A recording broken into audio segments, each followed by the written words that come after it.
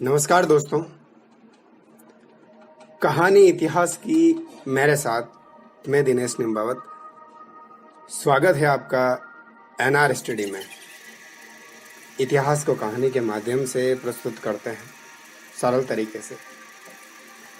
आइए आज एक कहानी पढ़ते हैं इतिहास की। बंगाल का विभाजन किस तरीके से हुआ, बंगाल के विभाजन की कहानी आज आप लोगों के बीच देखिएगा।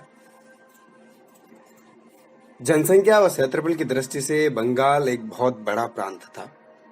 इस प्रांत का क्षेत्रफल 190,000 वर्ग किलोमीटर था, यानी 1,90,000 वर्ग मील था, और उसकी जनसंख्या लगभग 7 करोड़ 80 लाख थी।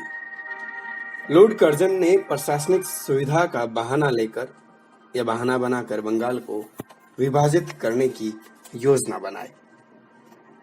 जुलाई 1905 में कर्जन ने बंगाल के विभाजन की घोषणा कर दी। पूर्वी बंगाल तथा आसाम को मिलाकर एक अलग प्रांत बनाया गया, जिसका क्षेत्रफल 1,06,540 वर्ग मील था तथा जनसंख्या 3 करोड़ 10 लाख थी। दूसरे प्रांत को पश्चिमी बंगाल का नाम दिया गया। कर्जन को इस योजना में 2 लाभ दिखाई दिए।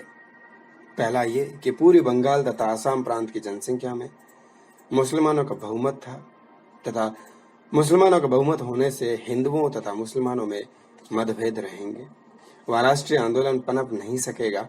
दूसरा लाभ ये दिखाई पड़ा कि बचे हुए बंगाल प्रांत में 1 करोड़ 70 लाख बंगला भाषा जो भाषी थे, बांग्ला बोलने वाले थे, लोगों की तुलना में बिहारी तथा उड़ीसा भाषाओं को बोलने वाले की संख्या 4 करोड़ 10 लाख होगी।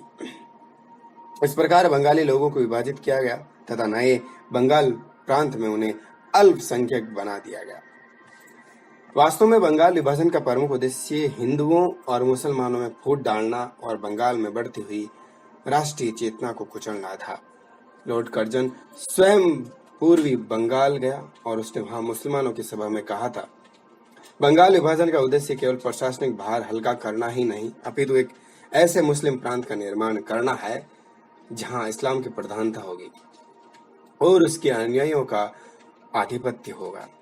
इस प्रकार कर्जन ने बंगाल का विभाजन फूट डालो और शासन करो की नीति के अनुरूप किया था।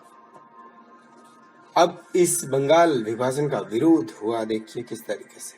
भारतीय राष्ट्रीय कांग्रेस ने बंगाल विभाजन का घोर विरोध किया। सुरेंद्रनाथ बनर्जी ने कहा था कि बंगाल के विभाजन की घोषणा आश्चर्यचकित जनता पर एक बम के रूप में पड़ी है। हमने अनुभव किया कि हमें अपमानित किया गया है, हमारा उपहास उड़ाया गया है, हमसे धोखा किया गया है।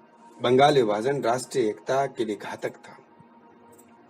अतः बंगाल में एक प्रबल आंदोलन उठ खड़ा हुआ जो शीघ्र ही संपूर्ण भारत में फैल गया। इस विभाजन के विरोध में सभाएं आयोजित की गई। 70,000 लोगों के हस्ताक्षरों से युक्त एक प्रार्थना पत्र ब्रिटिश संसद को भेजा गया।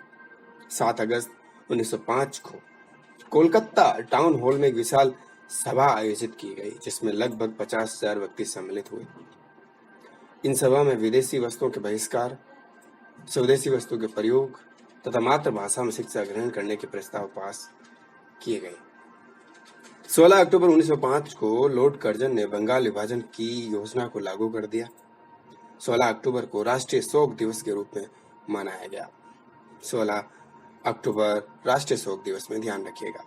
स्थान स्थान पर विरोध सभाएं की गई। विरोध में जो सभाएं हुई, बहुत जगह हुई, वंदे मातरम के गीत गाए गए और विदेशी वस्तुओं की होली जलाई गई। बहनों ने भाइयों के हाथों पर राखी बांधकर उनसे ये प्रतिज्ञा करवाई कि वे बंगाल विभाजन को समाप्त कराकर ही दम लेंगे। सुरेंद्रनाथ बनर्जी ने बंगाल विभाजन को राष्ट्रीय संकट बताया और इसके विरुद्ध राष्ट्रव्यापी शक्तिशाली आंदोलन चलाने की अपील की। संपूर्ण देश में इसका समर्थन किया। छात्रों ने भी इस आंदोलन में सक्रिय भाग लिया। स्कूल और कॉलेज बहिष्कार तथा स्वदेशी आंदोलन के केंद्र बन गए। उग्र राष्ट्रवादियों ने भी इस आंदोलन का समर्थन किया। ब्रिटिश सरकार ने भंग आंदोलन को कुचलने के लिए दमनात्मक नीति अपनाई, परंतु इससे आंदोलनकारी निरुत्साहित नहीं हुए और उन्होंने अपना आंदोलन जारी रखा।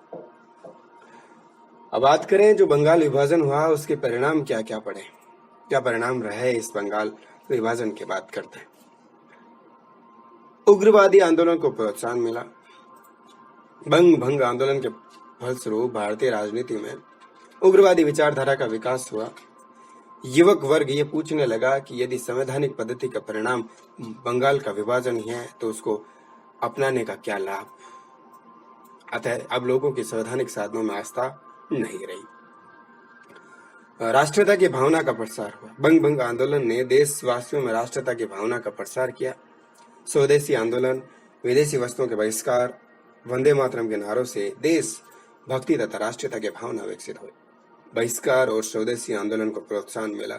बंग भंग आंदोलन ने बहिष्कार तथा स्वदेशी आंदोलनों को प्रोत्साहन दिया। इससे घरेलू उद्योगों का विकास हुआ। क्रांतिकारी आंदोलन को प्रोत्साहन, इस आंदोलन से क्रांतिकारी आंदोलन को भी प्रोत्साहन मिला। अब नवीन क्रांतिकारी साधन अपनाने के लिए उत्साहित हुए।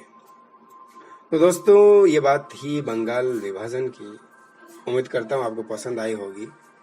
ऐसा है तो जुड़े रहिए मेरे साथ और आपका सहयोग ऐसे ही देते रहें। अपने दोस्तों में इस वीडियो को, इस YouTube के लिंक को शेयर करें और चैनल को सब्सक्राइब जरूर करें। इजाजत दीजिएगा। आज की कहानी में बस इतना ही।